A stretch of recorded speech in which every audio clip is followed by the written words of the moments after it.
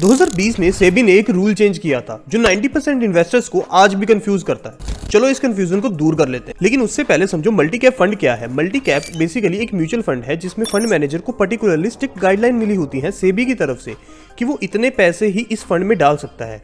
Like अगर तुमने 1 लाख रुपए मल्टी कैप फंड में इन्वेस्ट किए तो फंड मैनेजर 25,000 रुपए तो डालेगा लार्ज कैप में, 25,000 मिड कैप में, 25,000 स्मॉल कैप में, और जो बाकी के 25,000 बचे हुए हैं वो कहीं पे भी डाल सकता है अपनी मर्जी से, लेकिन मिनिमम 25 उसको लार्ज मिड और स्मॉल में डालने ही पड़ेंगे। आ जाता है फ्लेक्सी कैप फंड। इसमें फंड मैनेजर के पास खुली छुट्टी होती है, वो कितना भी पैसा किसी भी फंड में एलोकेट कर सकता है, लाइक 80% इन लार्ज कैप और 20% इन स्मॉल कैप, या फिर इसका उल्टा।